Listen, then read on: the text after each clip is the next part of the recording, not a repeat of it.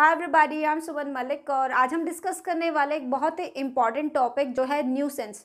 तो nuisance IPC में भी बताया गया है और टोर्ट में भी बताया गया। तो ये वीडियो थोड़ी सी लंबी हो जाएगी क्योंकि हम यहाँ पर दोनों ही एक्सपेक्ट देखेंगे कि भी न्यूसेंस टोर्ट में क्या कहता है और न्यूसेंस आईपीसी में क्रिमिनल लॉ के अंदर क्या कहता है। तो दोनों का डिफरेंशिएट भी हम देखेंगे, क्या इसमें रेमेडीज़ मिलती है ये भी हम चेक करेंगे और इनका मतलब क्या रहता है, ये सब हम कुछ देखेंगे इसी एक वीडियो के अंदर।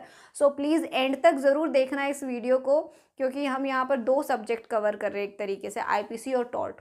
तो न्यूसेंस का मतलब देख लेते हैं पहले, इस वर्ड का मतलब क्या रहता है। तो न्यूसेंस को हिंदी में बोलते हैं बाधा उत्पन्न करना, उपद्रव मचाना या कोई रुकावट पैदा करना, ये न्यूसेंस का मतलब रहता है। तो न्यूसेंस को बेसिकली इनकन्वीनियंस कहते हैं, कोई असुविधा उत्पन्न करना, ये न्यूसेंस वर्ड का मतलब है। न्यूसेंस दो टाइप का होता है। पब्लिक न्यूसेंस जो आपके सेक्शन 268 ऑफ आईपीसी में चैप्टर 14 के अंदर बताया गया है, जिसमें अगर कोई न्यूसेंस क्रिएट करता है तो उसके अगेंस्ट क्रिमिनल एक्शन लिया जाता है। दूसरा न्यूसेंस है प्राइवेट न्यूसेंस, ये टॉर्ट के अंदर फॉल करता है। जब आप किसी के अगेंस्ट सिविल एक्शन लेना चाहते हो तो वो टॉर्ट में फॉल करता है। तो अब इसको वन बाय वन समझ लेते हैं, ये दोनों न्यूसेंस क्या है एक्चुअल में। हे एवरीबॉडी, अगर आप जुडिशरी की प्रिपरेशन कर रहे हैं तो अनअकैडमी पर ज़रूर आइएगा। यहाँ पर आप लोगों के लिए बहुत सारे प्रोग्राम चलाए गए हैं और यहाँ पर मेंस की भी टेस्ट सीरीज स्टार्ट हो चुकी है। So don't miss the chance. यहाँ पर डेली टेस्ट कंडक्ट किए जाते हैं जिससे आपकी प्रिपरेशन और स्ट्रॉन्ग होगी। और यहाँ पर फ्री लाइव क्लासेस का भी अरेंजमेंट है जिसके लिए आपको कुछ भी नहीं पे करना पड़ेगा, it's all free of cost. यहाँ पर कुछ स्टेट फोकस भी बैच चलाए जा रहे हैं जो स्पेसिफिकली आपकी स्टेट की प्रिपरेशन कराते हैं।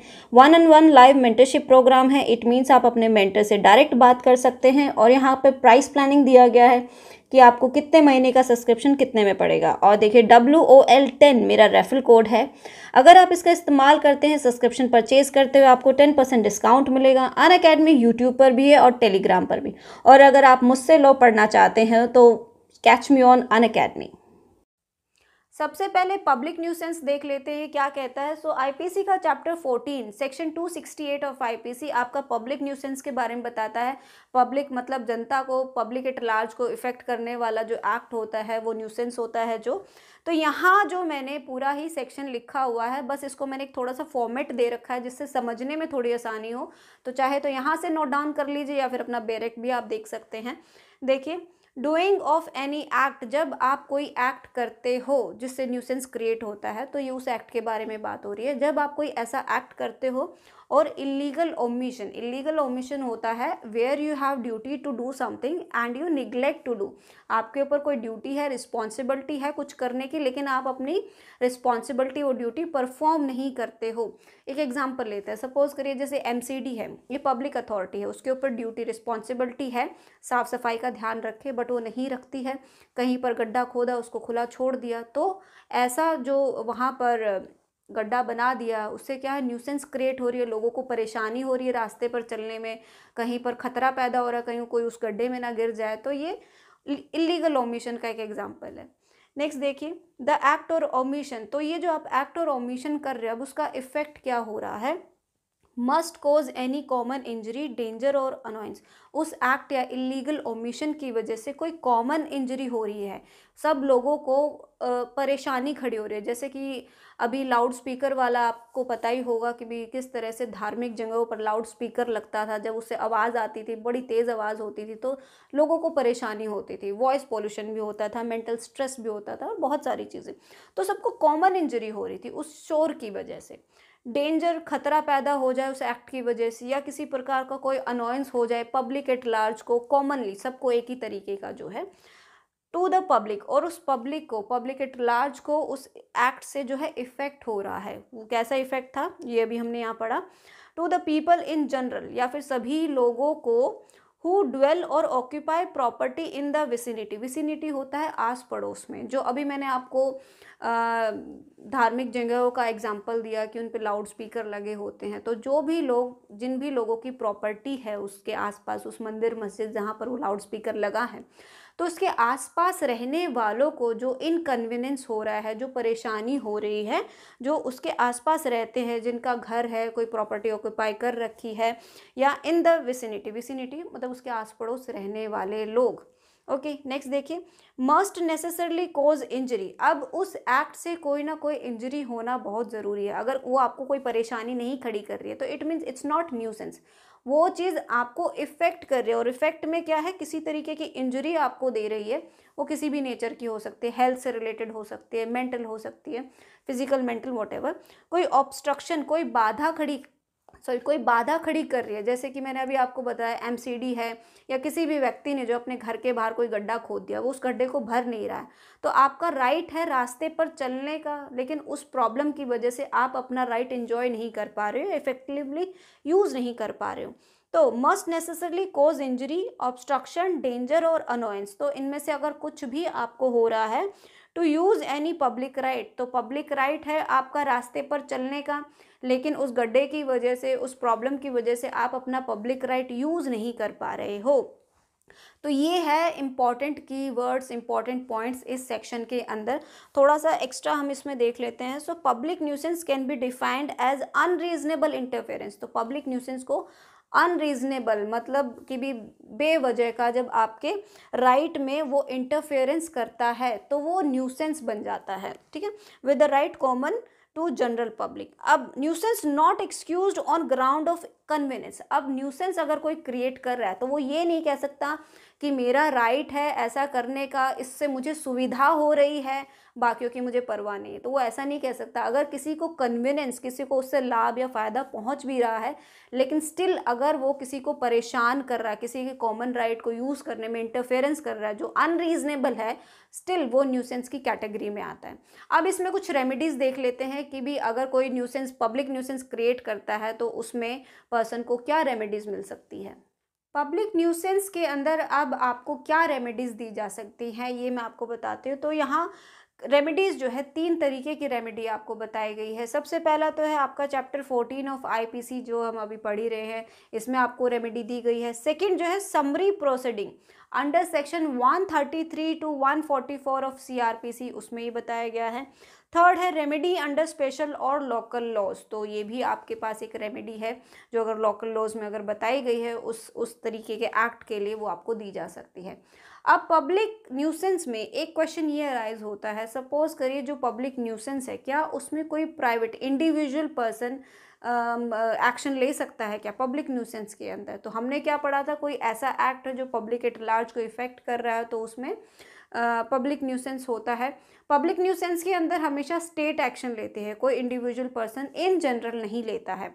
लेकिन एक सिचुएशन इसमें ये हो सकती है, अगर पब्लिक न्यूसेंस के अंदर कोई ऐसा एक्ट हो रहा है जो पब्लिक एट लार्ज को इफेक्ट कर रहा है, बट एक किसी पर्टिकुलर पर्सन को, किसी व्यक्ति को कोई स्पेसिफिक काइंड ऑफ इंजरी हो रही है जो बाकियों से अलग हटकर है, सेपरेटली उसको कुछ इफेक्ट कर रहा है, तो पहले तो उसे वो प्रूव करना पड़ेगा कि भी वो उसको एक स्पेसिफिक काइंड ऑफ इंजरी क्या हो रही है उस एक्ट की वजह से, जो पब्लिक एट लार्ज को तो इफेक्ट कर ही रहा है, लेकिन उस व्यक्ति को अलग से कोई खास तौर की परेशानी हो रही है उससे।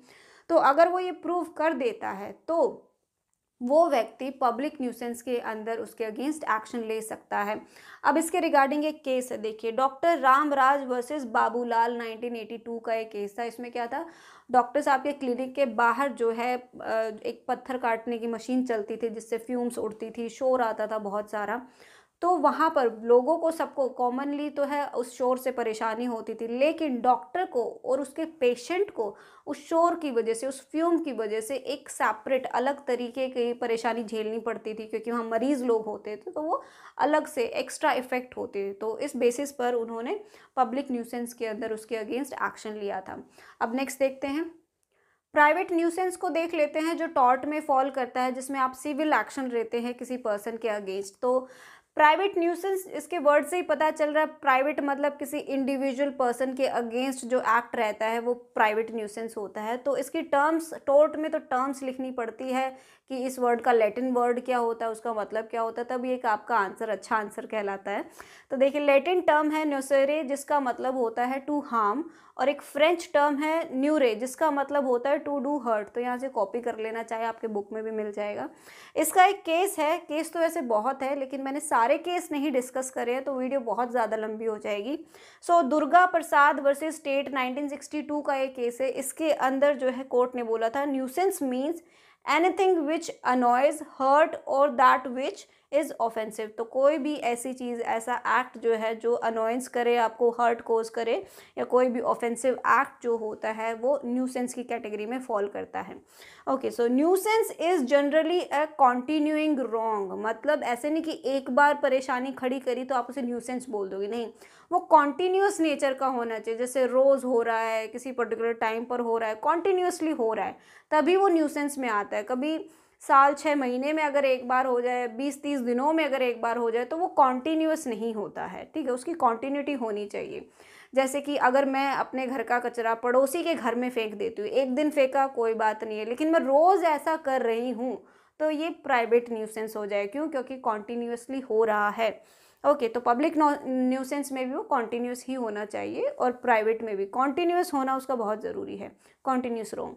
न्यूसेंस में बी कॉज्ड बाय नेग्लिजेंस। अब ऐसा नहीं कि विलफुली ही हो, अगर नेग्लिजेंटली भी आपका कोई ऐसा एक्ट है जो किसी के राइट में इंटरफेरेंस कर रहा है, उसको न्यूसेंस क्रिएट कर रहा है, तो भी वो प्राइवेट न्यूसेंस की कैटेगरी में आता है। अब देखिए, न्यूसेंस के लिए जो पर्सन न्यूसेंस क्रिएट कर रहा है, तो वो ये नहीं कह सकता कि भी मैं अपने राइट का इस्तेमाल कर रहा हूँ, दूसरा इफ़ेक्ट हो रहा है तो मैं क्या करूँ, नहीं। अगर वो रीज़नेबल मैनर में अपने राइट का इस्तेमाल कर रहा है तो कोई ऑब्जेक्शन नहीं अराइज़ कर सकता। बट वो अनरीज़नेबल यूज़ कर रहा है अपने राइट का, तो वो न्यूसेंस की कैटेगरी में फॉल हो जाता है। अब रेमेडीज़ देख लेते हैं क्या बताई गई है। तो 2 रेमेडी है यहाँ पर। सेक्शन 91 ऑफ सीपीसी, एक ये रेमेडी है आपके पास। दूसरी, special damage suffered by him. तो जो व्यक्ति को डैमेज हुआ है, जो नुकसान हुआ है, वो उसको क्लेम कर सकता है सिविल एक्शन में, मतलब उससे भरपाई करवा सकता है अपने नुकसान की। अब देखिए, डिफेंस फॉर न्यूसेंस। अब न्यूसेंस के अगेंस्ट क्या डिफेंस होते हैं। सबसे पहला, prescription, it's a easement right और स्टैच्यूटरी अथॉरिटी। ईजमेंट राइट होता है जब आप कॉन्टीन्यूसली एक तरीके का एक्ट करते रहते हो और सोसाइटी से आपको परमिशन, सैंक्शन मिल जाती है, वो एक्सेप्ट कर लेते, ठीक है, आप ऐसा कर सकते हो। इसका एग्जांपल जैसे रामलीला ग्राउंड है, तो रामलीला ग्राउंड में हर साल एक पर्टिकुलर समय पर रामलीला होती है, शोर शराबा भी होता है, लोगों की गैदरिंग भी होती है। तो लेकिन सोसाइटी से उसको एक्सेप्टेंस है, सैंक्शन मिला हुआ है, ठीक है, ओके, एक्सेप्ट किया गया है, कोई प्रॉब्लम नहीं है। तो बहुत सालों से ऐसा होता आ रहा है, तो ये उसका प्रेस्क्रिप्शन वर्ड है जो इसके लिए यूज़ किया गया है। It's basically your easement right kind of. दूसरा है स्टैच्यूटरी अथॉरिटी। मतलब आप कोई एक्ट जो कर रहे हो, कानून में वो अलाउड किया गया है कि भी आप ऐसा कर सकते हो। जैसे एमसीडी का जो हमने एग्जांपल लिया था, एमसीडी जो है कहीं कहीं पर रास्ता कंस्ट्रक्शन चालू कर देते हैं, तो कोई पर्सन ये नहीं कह सकता कि भी तुम कंस्ट्रक्शन क्यों कर रहे हो, यहाँ सड़कें क्यों बना रहे हो, मुझे आने जाने में प्रॉब्लम होती है। तो क्यों, उनको कानून के अंदर पावर दी गई, ड्यूटी दी गई है कि वो ऐसा कर सकता है रीजनेबल मैनर में। तो ये सारा था न्यूसेंस के बारे में, पब्लिक न्यूसेंस, प्राइवेट न्यूसेंस, हमने सारा डिस्कस किया। फिर भी अगर किसी को कोई डाउट है या किसी का कोई क्वेश्चन है तो आप मुझसे पूछ सकते हैं, कमेंट करिएगा, लाइक करिएगा और शेयर ज़रूर करना है मेरी वीडियो को, और सब्सक्रिप्शन भी करना है, ठीक है। तो चलिए फिर मिलते हैं नेक्स्ट वीडियो में।